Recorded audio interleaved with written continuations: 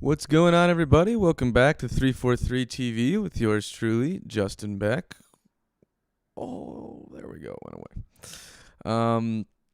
For those of you joining us for the first time, welcome. For those of you who are back with us again, welcome back. And in fact, I recognize quite a few people already in the chat. What's going on, Rashane? What's up, Todilas? What's up, Simple Sam? What's up, Pavel? And hello, Silent State. I don't think I've heard you on here before, seen you on here before. And I think Farning, I might have seen you before. So what's going on, man? For those of you that are joining us for the first time and wondering what on earth is going on, this is 343 TV. This is the online educational and demonstrational branch of 343 Labs, the music production school based in New York City and Berlin. We offer classes in Ableton, Logic, sound design, mixing and mastering, vocal production, composition and arrangement, you name it. Anything that you really need to become a successful contemporary producer, we offer. So if you have not checked out our courses yet, I highly encourage you to go check out 343labs.com and see if maybe there's a class that's right for you. And of course, we also offer online courses. I also should say, go ahead and hit that subscribe button if you haven't already, because we've got lots of great content coming at you on a weekly basis. A lot of amazing instructors, very experienced, who work for the school and are, out here trying to just help you become better producers and level up. Anyhow, let's get going. So what this program is I basically on a weekly, let me rephrase that. I was about to use a lot of redundant words. So this is Electronic Music Essentials. And what I do each week is I cover a topic that I think will help you improve as a producer literally that day, just from watching the stream, right? So the whole idea is that, you can kind of step away from this stream and immediately go start working on music and already have a better understanding of a topic and be able to make your music better. And let's go ahead and jump right in. So today what I'm going to be talking about is EQ. And EQ is a really, really kind of interesting topic to cover. And the reason for that is that it's like one of the first things we all learn in music production, right? One of the first things we teach students about when it comes to audio effects and plugins. However, EQing really is the secret sauce to what makes music sound good versus, maybe not quite professional, right? And so today, I'm not just going to explain what an EQ does, right? But what I'm actually going to be doing is I'm going to be comparing some of my favorite EQ plugins and explaining what I look for in an EQ plugin, why I use the ones I use, and I'm also going to be comparing some of the top plugins out there so you guys can actually hear like what's going on in there. So I have a track right here that I've been working on, and I'm actually going to create a project alternative because I don't want to mess up my project just demonstrating stuff for you guys. And that's one of my favorite things, by the way, about Logic, is that you literally can make a copy of the project that is housed in the same location, and you can just switch back and forth between those alternatives. So really, really useful, say, if you want to, like, you know, go into your mix and just go crazy and change everything, right? And then if it sucks, you can just go back to the version that you had before. And trust me, I've been there, right? So yeah, and Alessandro, I'm really glad to hear, man, that you are excited for this lesson. I am excited too. I think we're going to be able to cover a lot of cool stuff. So I'm just going to quickly play you part of the track so you can hear what it is I am working with.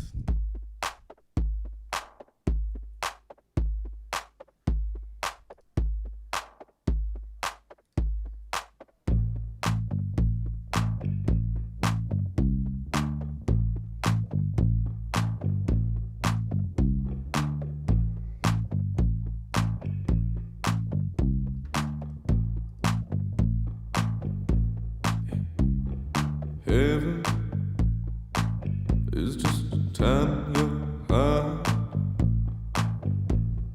Dig a little deeper, show you where to start. Heaven is just a stop in your head. Listen to my whisper.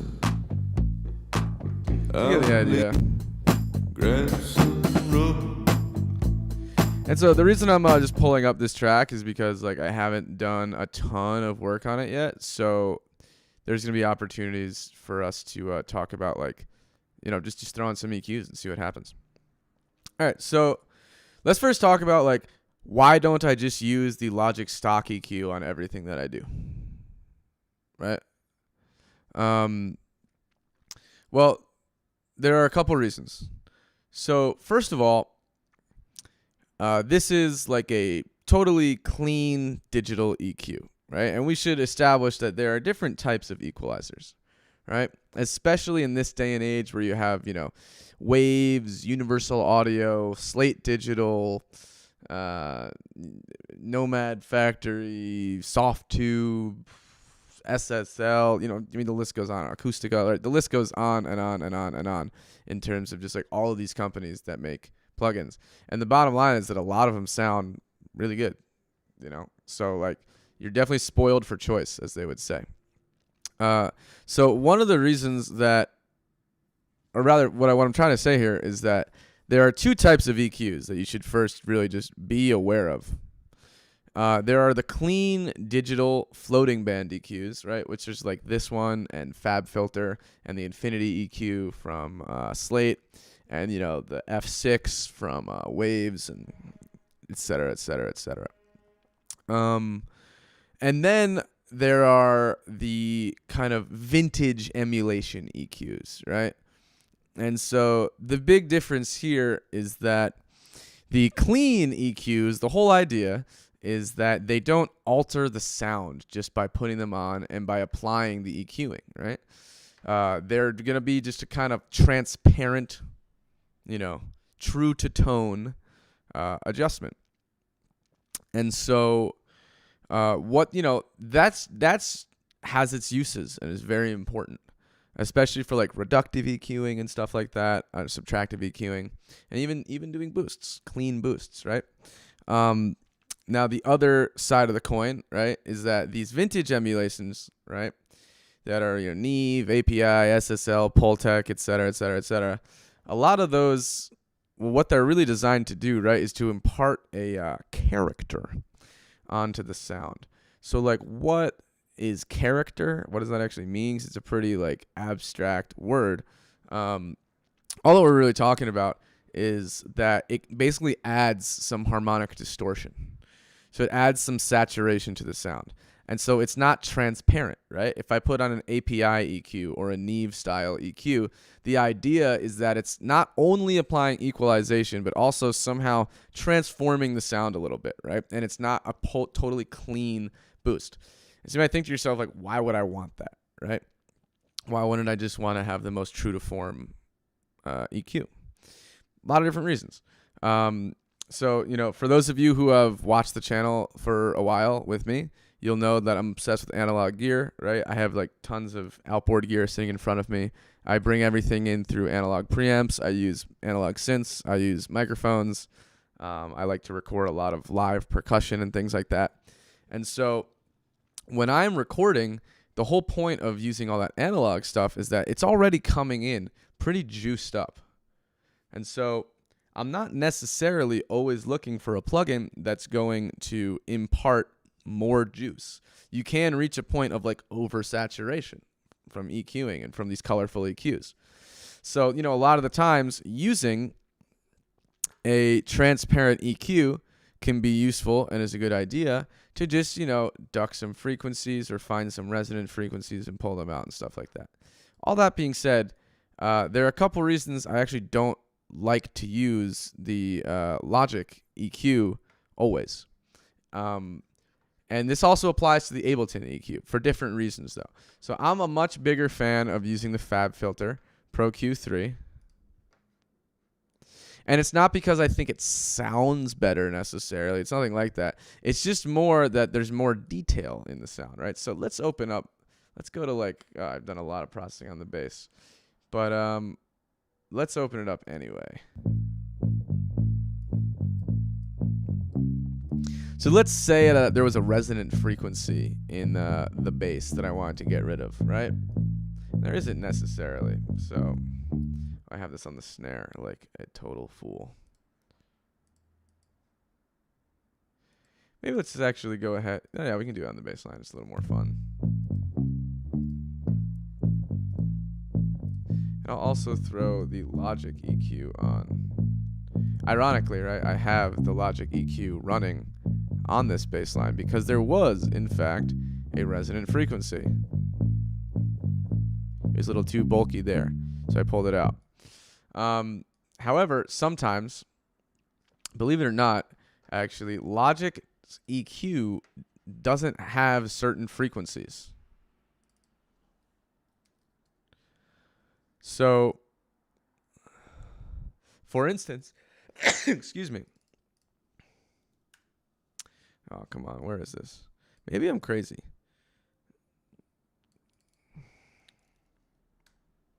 Yeah, okay, so here we go. So, for instance, 381 hertz doesn't exist on the Logic EQ, which is super weird. You type it in, you only get 380 or 382. So that's like a weird problem because a lot of the times if there's a resonant frequency at exactly 381, I literally can't get it. So the reason I prefer Fabfilter is not only can I get to 381, right? I can get to 381.25 or whatever. And if you go and look at a frequency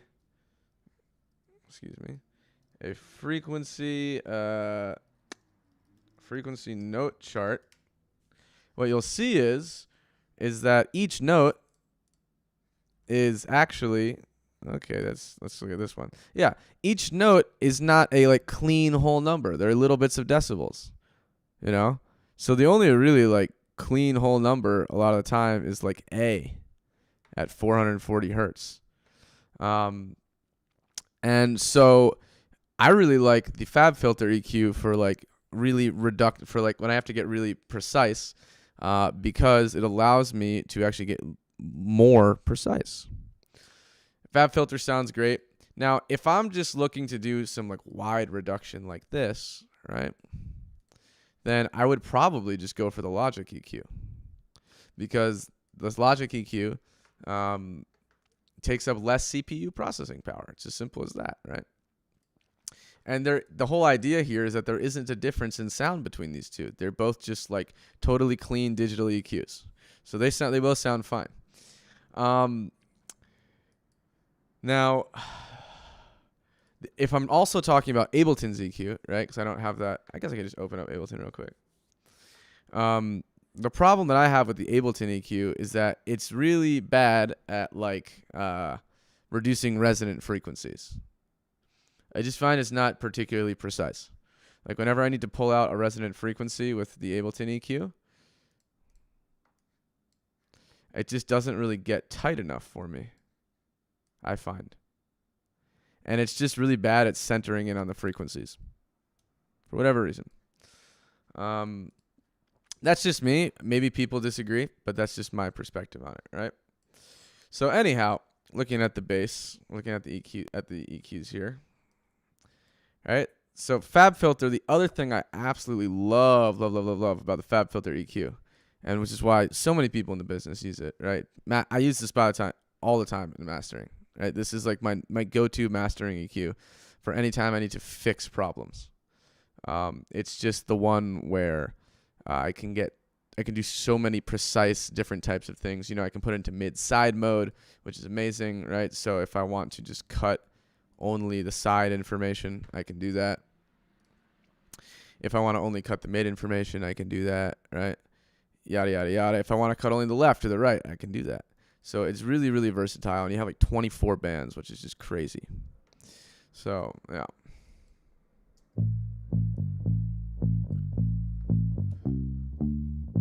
So one of the other things that I absolutely love about the Fabfilter EQ is you can turn it into dynamic mode.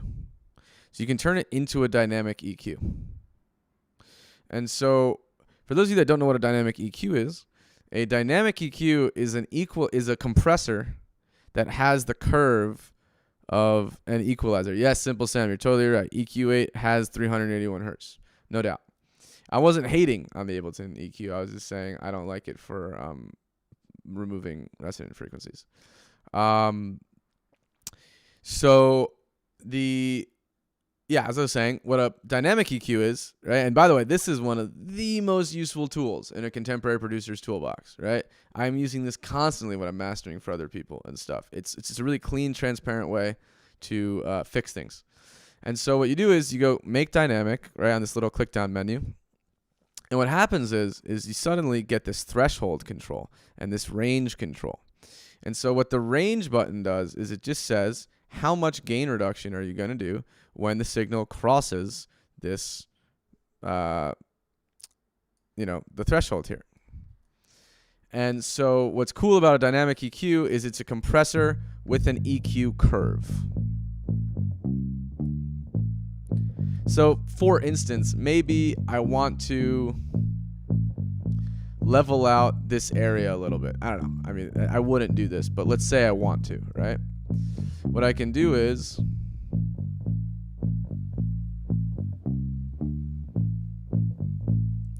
I can set my threshold and then start turning down the dynamic, the range,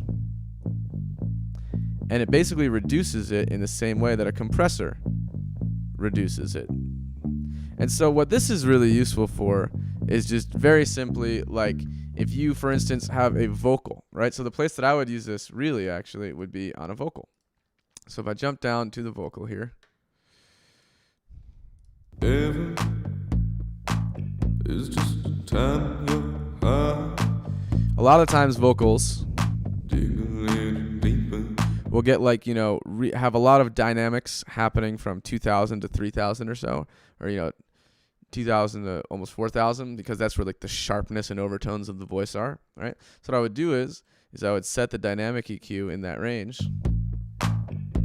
Show you where to start. Also really useful as a de-esser.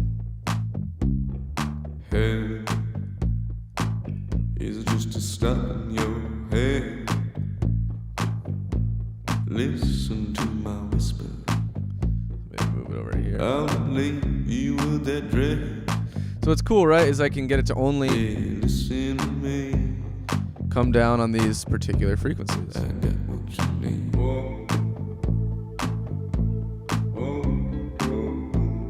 So it's very, very useful in that respect. Anyway, so I absolutely adore the Fabfilter plugin, right? the Pro Q3. In terms of clean EQs, I really think it's the best one. There are other clean EQs, for instance, like the Ssl EQ,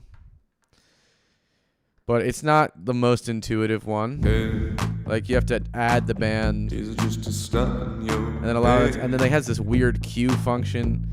I just don't really like the interface. I'll leave you with that dread. It sounds good, Yeah, listen to me. but also it just like it's such a pain in the ass to use, and it doesn't look like you can get particularly tight with it, you know, the Q. And so I don't really like this EQ. It can sound decent, you know, and then you also have the where's that joint? The Infinity EQ from Slate. Similar thing. It's like they tried to outdo Fabfilter, but it just doesn't really. I don't know. No, the song has not been released. It's not even done. It's just something I've been working on. Turning in the night. So again, right, you have to double click and you create this little band, and like I guess you can tighten the Q. Nothing has been tied. Grab some rubber. Grab some lime. Like I just find that this EQ is not. It just doesn't look as good. It's not as fun to use. It's not the interface is just like unnecessary, you know. So really, when it just comes to clean digital EQing, I'm a Fabfilter guy, like every day of the week. I really am. Anyhow, if we're talking about character EQs, this is where the conversation gets fun and interesting and definitely a little bit subjective and weird. So I personally love using vintage style EQs. One of the reasons I love using vintage style EQs is because I really like my music to sound like it's from like the 60s, 70s, 80s, you know, the kind of heyday of the analog era, which is why I use tons of analog gear and stuff, right? And despite the fact that I have some really nice EQs and nice compressors and can achieve some really cool analog saturation, bottom line is that like sometimes there're just other colors that I want access to, right? And other types of tones. And so I'm just going to say right now that what I'm about to say, like the whole rest of this stream is just like my opinion. It's not in any way fact, right? The second you start getting into talking about, you know, color and warmth and bite and all these weird abstract and air and all these weird abstract words, you know, objectivity goes out the window completely, you know? And so there are people who swear by Waves plugins. There are people who swear by Universal Audio plugins. I'm going to give you my like take on all of those. And I have a really specific opinion on like every single one of these companies. And you can, you know, you can agree or disagree, and it doesn't really matter. But I think it's, you know, cool to see what other producers, such as myself, feel about these plugins. Also, by the way, what's going on, Enigmatic Onion? Good to see you, as always. And also, what's up, Louis Smarte? All right, so let's just, like, go to the kick drum. I have 2 EQs on here, actually, so this is a good place to start. So right off the bat, I'm actually going to I'll tell you, my favorite EQ companies are Acoustica and Slate. And let's have a look. Is there any other EQs that I love? Oh, yeah, and SSL. I don't really like Universal Audio's EQs, to be perfectly honest. I'll use them sometimes. It depends. I think that they're, like, too mushy sounding. Like, they have no bite at all. And it's like they also change the sound, like, drastically. But I'll also show you them. I mean, there's certain ones that I use. It depends on the situation. It depends on the situation. Let's just put it that way. All right. So, like, this is my favorite EQ, period. I'm obsessed with this EQ. I think the sound is, like, astonishing. It's based on the ear EQ, which in and of itself is based off the Fairchild circuitry and stuff like that. And it's just ridiculously smooth sounding and really powerful and clean. It like has bite and warmth at the same time, which is like super like rare to find, I think. And so what I'll do is I'm gonna turn off this other EQ, and so I'm gonna turn off the EQ as well.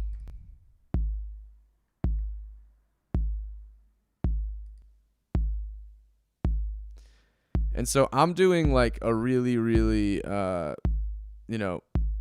subtle kind of processing here, even though on the EQ it looks like I'm doing something really intense. So one of the reasons I love this EQ is it's kind of based on a Pultec-esque design, right? However, it functions a little differently, right? So it's actually bands all across the spectrum. So instead of just being a high shelf or a low shelf, it's a specific band notch boost, bell boost, rather. And so what I'm doing here on this kick, for instance, is I am boosting at 20 hertz, which basically no one can hear. And the reason I'm doing that is just to add a little bit of weight to it, because I want it to cut through the bass.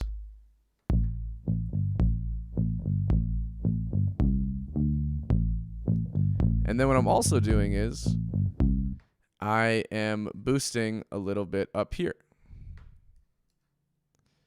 Oh, shit. All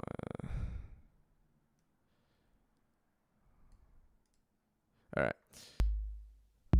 And so I'm boosting at 4,000 hertz with about 7 decibels. Hard to say. And what's cool is it doesn't really sound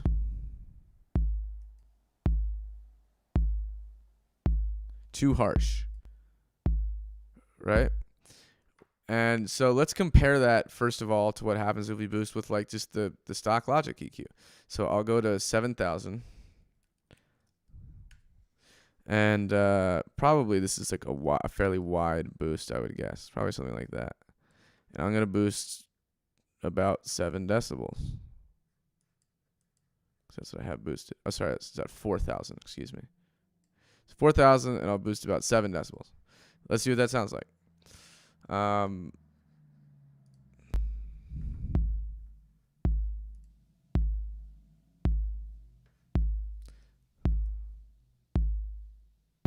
that seems a little bit more similar.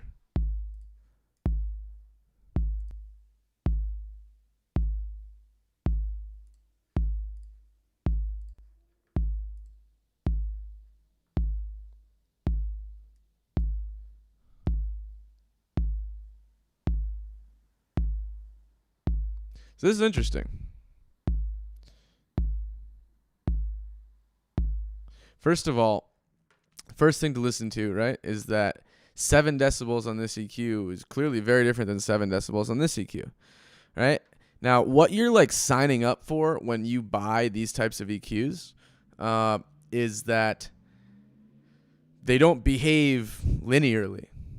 Like the whole idea is that like analog gear, the number doesn't necessarily mean what it means, right? It really can sometimes, 7 decibels on this might be more like 15 decibels on this, which is kind of what my suspicion is, because the Logic EQ sounds actually way, way smoother. What's going on, William Mind Readers? Welcome in, man. Oh, and John Kingston III. What's going on, bro? Welcome back. Always good to have you. So what's interesting is that if I boost 7 decibels at 4,000 hertz on this kick, it actually sounds, in my opinion,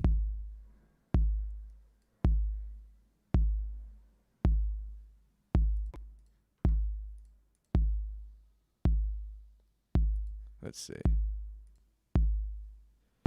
Okay, it sounds a little bit better actually. So the other thing that I love about this, what I was going to say is that it actually sounds like the Logic EQ sounds cleaner. But I forgot that I also was doing this high frequency roll off. So I also should actually just really quickly explain why I love this plugin. I am addicted to this high frequency roll off knob. I put this on anything that I think is just a little too bright, and I need to just shelve off the top. Right? So I'll show you what it does. That's no roll off. And to my ears now, I'm not really sure why I rolled off the top. Sounds like the kick needs it, but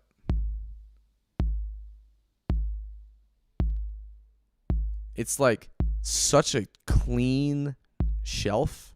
I don't know any other way to explain that. It just sounds so friggin' smooth. And you might be thinking, like, what the hell is wrong with this guy? Why is he obsessed with like a high frequency shelf? But for like trimming cymbals or hi-hats or the top of a vocal or things like that, or a snare that's too harsh, I love this plugin so much. Now the other thing that's cool about this is it has this preamp built into it.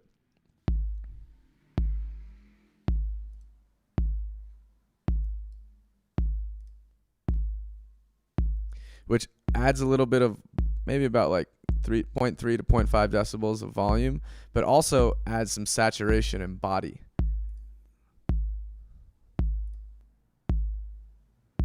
So if we listen to this in the context of the mix, for instance.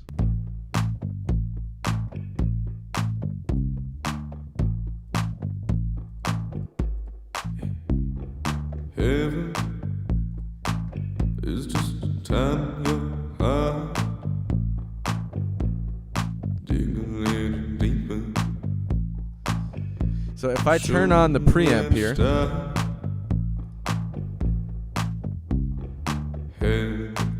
the kick, I'm going to turn off the top of the kick. I have like a kick top playing as well. And that's like going to confuse our perception of what's happening on the kick a little. So you'll notice when I have the preamp off that it's going to be less powerful than when I have it on. It's super, super subtle. Super subtle. So it might actually be easier. Let's see if you throw this EQ onto the entire mix bus. Show you where to start. Hey, is it just to stop in your head? So you can hear how like the mids, it does quite a bit of saturation to the low mids. Around like from like 400 to 700. But it also like tightens it. Now that can be a good thing, but it's like really aggressive. It really imparts a lot of character onto the sound. So I like to use that sometimes like on a vocal. If I need the vocal to just be a little more sturdy in the mix, I just throw this plugin on and turn on the preamp. So that's one thing I love about it. Now let's actually get into the whole like just A-Bing EQs, and especially like this EQ, there isn't actually another EQ on the market that is, yes, that's my voice singing. This EQ is super interesting because it's not like other Pultec EQs. As far as I'm aware, there's no other company that actually has modeled this specific EQ, right? Now, the other thing I want to say is that just because like companies say they all modeled Neve doesn't mean that any of those are supposed to sound alike, right? So I'm going to go ahead and let's go to like my vocal, honestly, because like a kick drum is not the greatest place to hear amazing EQ changes necessarily. So we'll go to the vocal. Turning in place. Turning in place. Turning in the night. Nothing has changed. Nothing has been tied. I'm also going to turn off the reverb. Grab some rope. Or maybe I'll throw it onto a return track. Grab some line. Grab a hole. Just don't grab mine. There we go. That's what I like. Don't follow me. Thank you, dude. I appreciate that. Turning in place. Turning in the night. All right, so what I'm going to do is first I want to show you that I'm using this EQ on here. Oh, shit. I got a lot of things going on. All right. This is kind of like a soft mix I did here. What's happening? All right. So this is Acoustica. So I'm obsessed with... Thank you. I really appreciate all that. So I'm obsessed with Acoustica. I'm going to type that in right now for those of you that don't know. I abuse these plugins. But I'm going to warn you, A, they're expensive, so that sucks. B, they use tons of CPU power, so that double sucks. And C, if you use Ableton, they suck. Like, they just don't work with Ableton. It's crazy. Not to say that, like, you can't open them. You can open them, but, like, Ableton is going to literally shit itself. It just has a meltdown whenever you put these plugins on. The CPU goes completely over the top. Oh, thank you, man. Very Quentin Tarantino-ish. That's sweet, man. Wow, wow, dude. The Iggy Pop comparison brings great warmth to my heart. And, of course, the Jim Morrison. You know I love Jim.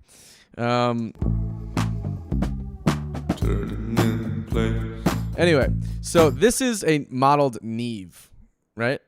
And I have it doing a little bit of compression on the vocal, so I'm going to turn that off because otherwise that's going to... Oh, and I also have it hitting some saturation. This is like a whole channel strip. It's awesome. Let's go ahead, though, and just, like, bypass this for now. And I will simply throw on a different EQ. Do they take a lot of hard drive space? Not really, as far as I'm aware. But they're just, like, they're ridiculous plugins. They also, like, don't really respond quickly. Like, I'll show you what I mean. So if I put on an Acoustica plugin that I'll put on the gold plugin, the one I was just using. So this is the Neve emulation. Now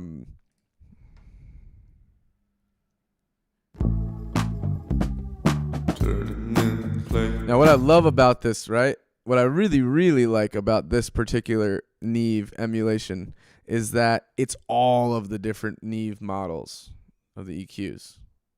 And when you select one, it literally changes. And they do sound different. It's really cool. And for instance, I like that more than like Universal Audio, because Universal Audio, you have to buy the 1084, which I like a lot. I'm a big fan. Or sorry, the 1081. Right? And you have to buy the let's see. You also have to buy the 1073, right? Which is a pain in the nuts. And then you also have to buy the 1084, and they only offer those three. Whereas Acoustica actually gives you 1, 2, 3, 4, 5, 6, 7, 8, 9.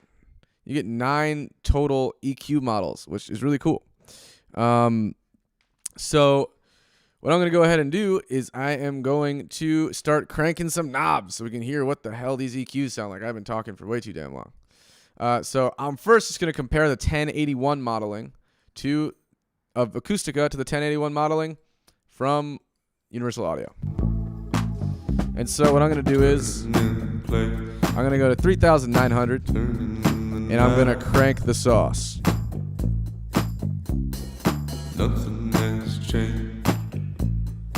Nothing has been tied.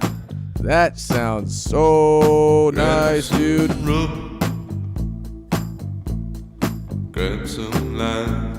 So too much boosting, Grab a hold. no matter what EQ you use, is going to sound like Just don't grab mine. it won't be correct, right?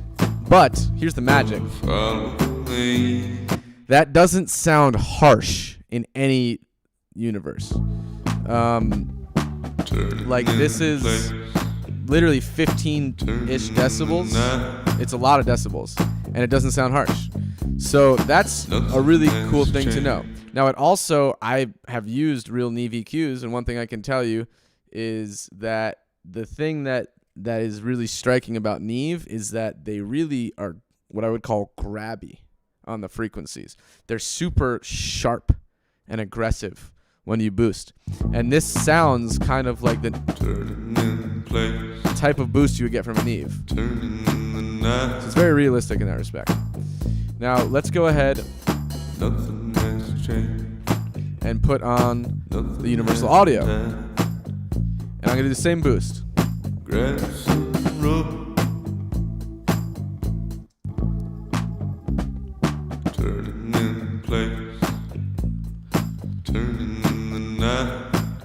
So this is really smooth. Nothing has changed. But also, Nothing has been done. it really lacks some of that punch, right? We don't get that really clean, sharp, crystal clear quality, right? Grab some lime. It's very saturated too. We can hear it's really saturated. So if I turn that off Don't grab mine. and come back over here, Don't follow me. we get more volume out of this. I don't get what you need. I would say the saturation is similar. Don't follow me. I'm not what you need. Turning in place. So like Turning in the night. the main difference here, I would say, is that I think the Acoustica literally has more range in terms of volume. Turning in place. Turning in the night. So when I compare them, right? Nothing has changed. Nothing has been done. Right? It also sounds like this is just literally like a narrower band potentially. Like it doesn't feel like it's hitting the frequency as hard, which is interesting. So like the first thing to always bear in mind is that like these, like comparing emulations is sort of bullshit. Like none of these actually sound like the real EQ. I'm sorry, they just don't. Like I think, in my opinion, Acoustica is the only company that makes plugins that are even vaguely similar to the real thing. That doesn't mean other digital audio digital EQs are bad. That's not what I'm saying. And other emulations are bad. There are a lot of reasons to use universal audio EQs and stuff. For my taste, I happen to really like the way that these Acousticas sound. Now, all that being said, let's not only compare 3,900. Let's go to some harsh frequencies, because that's a good place to also be able to really understand what an EQ is doing. And by the way, I should point out, right, that the best way to understand what a vintage style plugin is doing is to absolutely blast it. Go over the top. So if it's an EQ, boost super aggressively. And if it's a compressor, compress really aggressively, right? Because you want to hear what happens when it's pushed to the limit. That's really where all of these emulations, that's really what all these vintage pieces of gear and what analog gear shines in, right? When you make it do extreme things. So what I'm going to do is I'm going to boost full blast from 15,000 hertz as a high shelf. Turning in place. Turning in the night. I was like, we don't even hear anything. It's so smooth. Nothing has changed. That's a lot. Nothing has been done.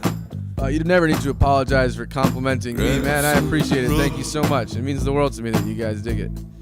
Grab some lime. So, you know, that just doesn't sound good. But one thing to bear in mind is there's a difference between does it sound good, like for the song, versus does it sound good from a musical harmonic perspective. What I would actually say is that still sounds pretty decent. That's not really harsh from adding tons of decibels on top from 15K. That's cool. Now let's slam it up here. Okay, and here we go. Right? That sounds fucking terrible. That sounds so bad. Right? So this is really, now we're seeing like, okay, there's a big difference here. This is like really harsh. Like I don't ever want those frequencies in my song. Whereas over here, that's smooth, man. That's really smooth. So the only, and like that's what analog sounds like. Like people might think that analog stuff, that like it's supposed to sound super colorful and maybe like distorted or super saturated. It's actually not true at all. Like it's really clean sounding. That's one of my favorite things about analog is that it's smooth, it can become very saturated, but ultimately you're getting a really like sharp kind of response. It's really nice. So I'm going to jump in. I'll talk about the Ableton stuff too, because Acoustica plugins really don't work very well with Ableton, unfortunately. Right, but again, just like that sounds so much smoother than this. It's crazy. It's crazy. Nothing has changed. Nothing has been done. It sounds like it's grabbing up actually more of the high mids, whereas this is really just like a very discerning shelf. So that's interesting. The Howard Stern of music production. Wow, dude. That is the sickest compliment you could ever give me. You're my new favorite person, MV Beckham. Okay, so I think you get the idea here, right? Let's also, I'll tell you what. Let's just quickly go over to like a bass sound. We can even do it on the vocal. Forget it. We can do it on the vocal. What I want to also compare is the bass bands. So if I throw on the 1081, and let's just boost from like 180. Now bear in mind, this is going to sound like really bad because there shouldn't be tons of lows in this vocal. Grab some lime. Grab a hold. Just don't grab mine. But again, it has a kind of nice like warmth, clarity, and punch to the low end boost itself. So that's cool. Now, if I go to the Neve 1081 and I go to 180 hertz and I slam it. Turning in place. Turning in the night. Very different. Nothing has changed. Nothing has been done. So one thing I would say, Acoustica plugins are like really, really, really expensive. But in my opinion, there's a reason they're expensive. I really think they're the best, at least when it comes to EQs. Their compressors aren't very good, to be perfectly honest. Like I think Universal Audio has much better sounding compressors. I actually think I've recently come to the conclusion that Slate Digital actually has the best sounding compression algorithms, in my opinion. So. Yeah, I mean, I think the difference here is literally night and day. Like, like that's really a low end boost, right? Whereas if we go here, nothing has changed. It doesn't actually seem like it's boosting that much of the low end, and also it seems to be grabbing like the low mids or even like the mids.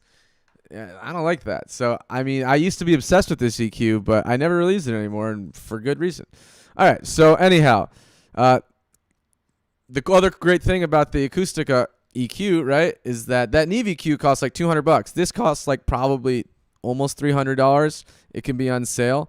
I love that joke, Pavel, or rather William. You don't need 20 EQs. You need 30. Yeah, Pavel. Fantastic. What I love about this plugin, right, is that you really get different tones out of it. And so I highly recommend digging into this. This is my favorite, like, 70s Afai EQ, right? If I want to make something, we did talk clean EQs, drums earlier, but now I'm onto the vintage.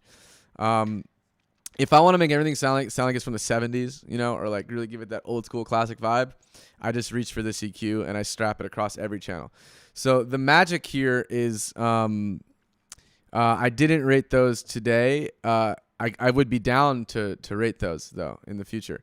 So the secret to the vintage EQ plugins, and this is true for really any of the companies, it doesn't matter which one you're using. And by the way, it's not like the Neve one is bad from UAD. I just think the one from Acoustica sounds better. The thing is that like you want to put it across every single track. Because what happens is then you sort of start getting this like unified harmonic profile, which is sort of like what a console used to do. Okay, so the other EQ that I want to talk about is Pultec Eqs, right? So Pultec Eqs are like super, commonly used.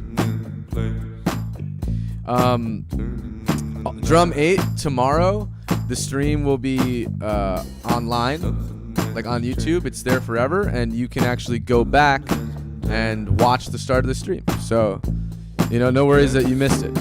I only really compared the Logic EQ and Fabfilter, and briefly touched on the Ssl EQ and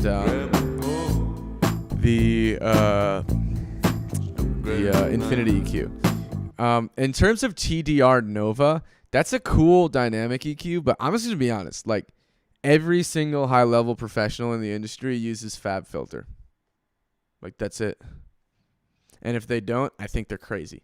Like, every single person uses it.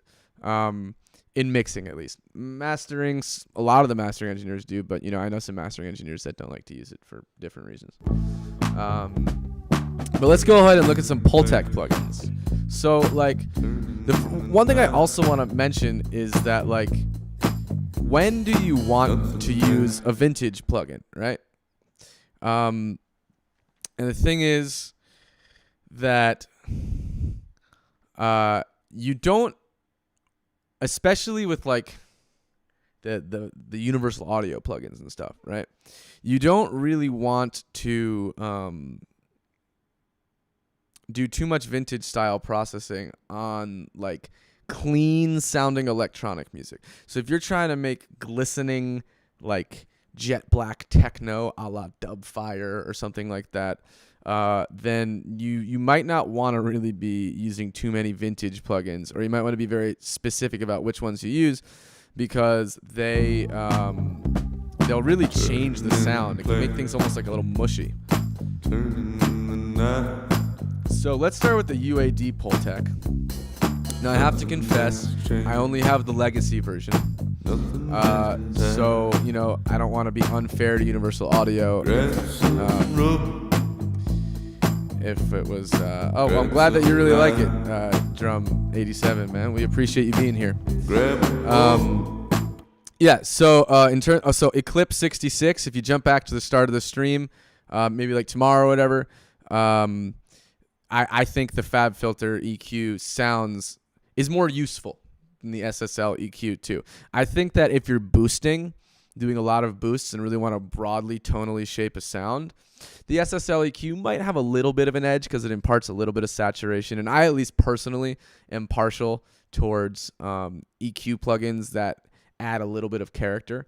Because usually, if I'm doing any boosting, I don't want it to be clean. like I don't want it to add something. That's the whole point for me, at least. But there are plenty of people who add with the Fabfilter. Plenty of pop records on the radio.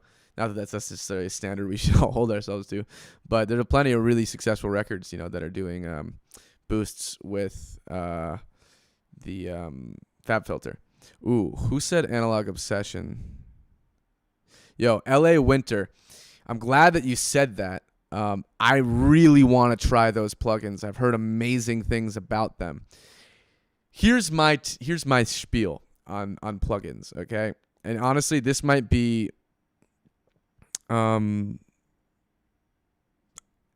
this isn't so much. This might be a better use of our time for the last couple minutes than actually just talking about this EQ. I have been producing music since I was 15 years old. Right, so and I'm now 29, so like 14 years. I'm almost 29, it's like 14 years. And the thing I can tell you is I have wasted so much goddamn money. Like, just look at this. I've wasted so much money on plugins, dude, because these companies are so good at making it seem like you need these plugins, right, for your music to be better, and that, do you want to sound like the Doors? Then use this EQ that they used. Oh, do you want to sound like Pink Floyd and Led Zeppelin and or whatever? Or do you want to sound like your favorite hip hop artist? Like, dude, none of these plugins are gonna get you there. Like, that's not what's gonna be what makes your music sound good. Okay. And I really, really, really want like everyone to get this before you go out and spend a bunch of money. Like, if your mixes aren't good enough, it's not because your plugins aren't good enough. It's because your ears aren't good enough. It's because your production skills aren't good enough yet, right? So, like, it's not about owning tons of plugins. It's about finding plugins that you like and like to use and that suit the style of music you're producing. Right? So I really like the Acoustica audio EQs. The other EQ that I use from Acoustica, like, aggressively is this one, is their Ssl Emulation EQ. One of the reasons I love the Acoustica EQs is that even though you're spending a lot of money, you almost always are getting multiple plugins for that money, right? So if I go and look at Sand, which is the name of this EQ bundle, like, I actually am getting 4 plugins, right? That's pretty good. Whereas if you spend $300 on Universal Audio, you're getting one plugin, And again, I feel bad punting the Acoustica audio plugins a little bit because they're super expensive and they absolutely destroy your CPU. Like, I have a really expensive computer, and I purposely spent a lot of money on it, so that I can run complex sessions and complex plugins and have no problem with stuff like that, right? But what I recommend is find a clean. I love that joke, Simple Sam. I just sold my car to buy Beats headphones. That's hilarious. What I really recommend, okay, is demo a bunch of plugins and find ones that you like, okay? And then, like, once you get, like I'll be honest with you, I don't really use more than, like, 5 EQs. I use the Gold from Acoustica, the Sand from Acoustica. I'll use Fabfilter, I'll use the Logic, and I'll use the Ultramarine from Acoustica. Every once in a while, I might reach for the Chandler from Universal Audio or the Trident, but increasingly these days, I don't like the Universal Audio EQs. The stupidest thing that I do is I use the Slate Digital Virtual Mix Rack SSL just as a high pass frequency. I don't know why, but like, to my ears, and I'm probably crazy, to my ears, I just really, really like the way that this thing cuts high passes. I have a weird philosophy around high pass filtering, where, if you go back in time, there are very few plugins there are very few EQs, really, like, none, that have, like, continuous frequency reduction bands, meaning that, like, you can't just go, like, on Fabfilter, right? So you open up Fabfilter and you just drag on that. You can put this wherever you want, right? So most EQs historically, and SSL is a bit of an exception there, it's like, oh, you have a cut at 27 and a cut at 54 and then a cut at 150, and then a cut at 270 or whatever it is, or even like the Pultec cuts. It's like, oh, 100, 200, 70, 90, or, wherever it is. And the thing is that the other thing, right, is that all of those high passes have a predetermined and preset slope. Most of them are either 12 decibels per octave or 18 decibels per octave. Every once in a while, you'll encounter a 24 decibel per octave filter on a piece of vintage gear. And the thing is that you also almost never could adjust the Q. And this is where my personal philosophy, and you can totally disagree with me, right? You're very welcome to disagree with me. My personal philosophy is like, why did music from the 50s, 60s, 70s, 80s, sort of sometimes 90s, sound like warmer and a little bit richer and more, quote, natural than it does today? You know, there are a lot of reasons for it, but I actually think that one of the, a small, subtle reason is that we have too much control now, right? So it's really, really dope that I can make an EQ do this. You know, if I want to, I can just do fucking, madness on here. And I can go, oh my God, I'm going to do this, right? It's great that I can do that, but like that also is is part of the reason that things sound so damn unnatural. Now, no one is ever going to EQ like this. This is absurd. But the point is because we can just get so ridiculously precise, I actually really prefer sometimes to use something that I have less control over.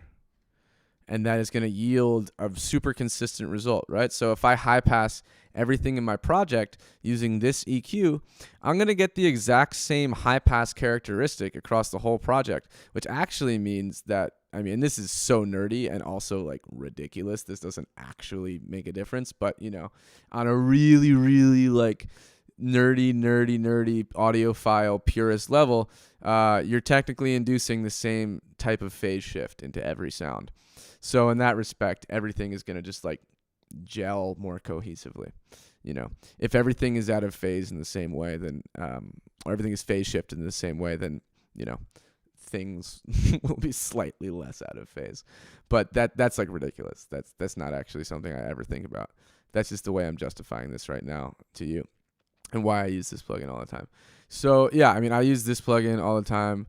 Anyway, point being, right, is one, I recommend that if you're looking to get into the vintage plugin emulation game, you should just get the Slate stuff, the Slate Digital Virtual Mix Rack, or even just like the monthly subscription,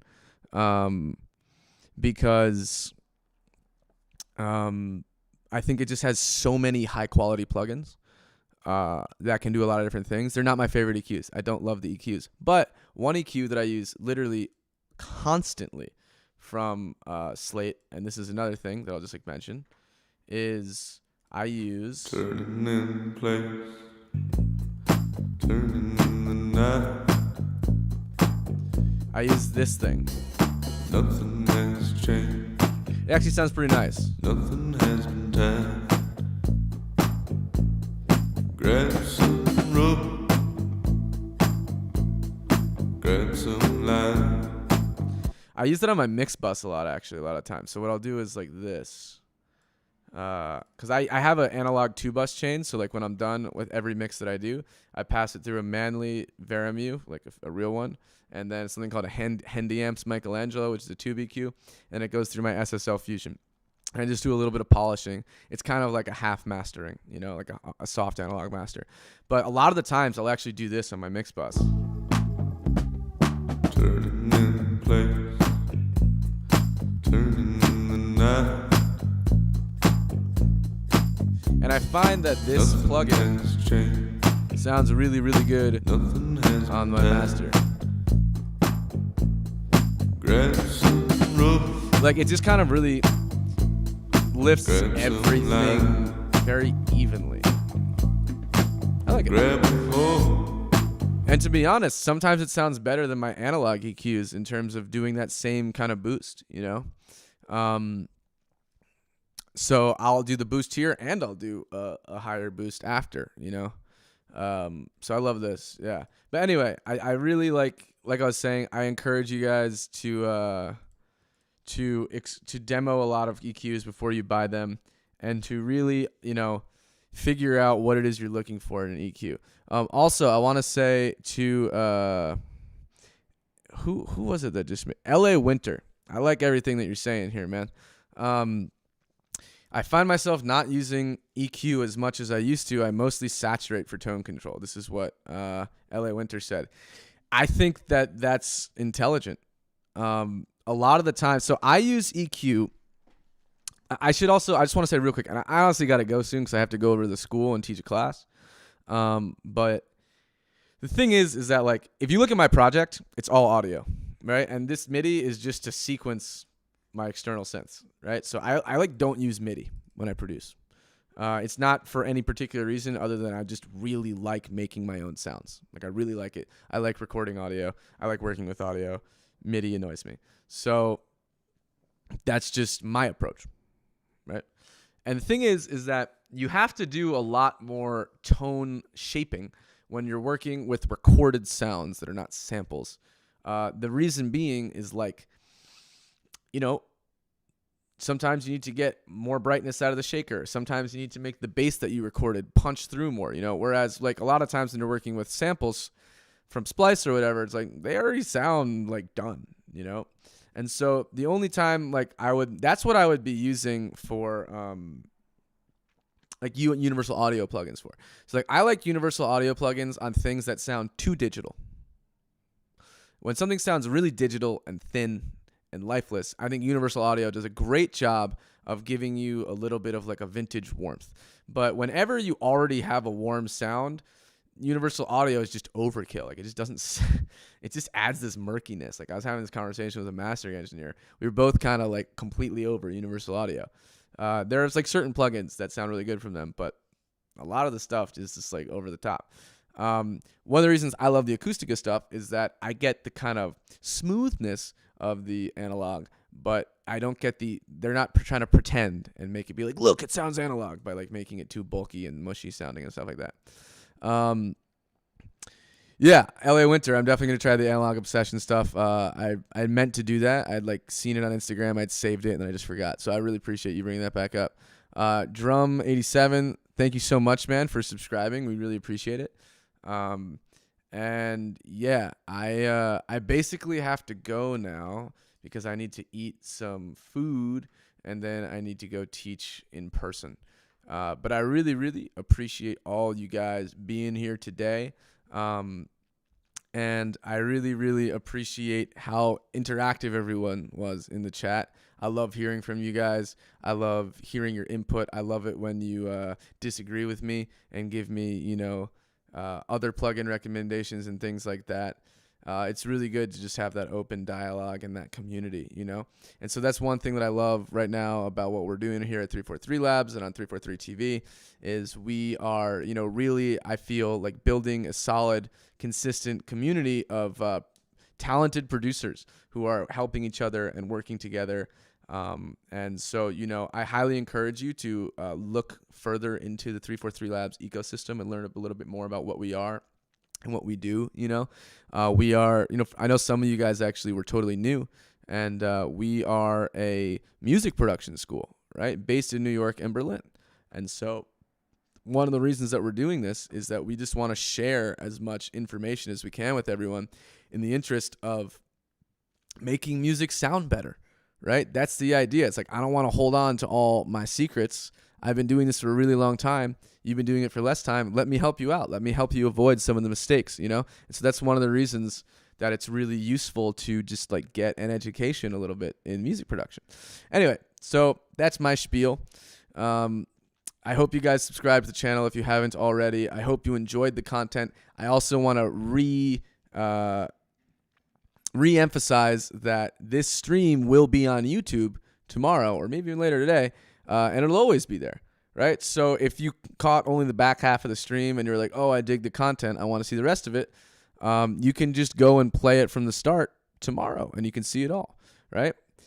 So I'll see you next week. I'm excited to continue talking, about all of these kind of subjects. And I'm really just trying to be out here helping you guys make smart decisions as producers. So I hope you have a great day. Thank you for tuning in to 343 Labs TV.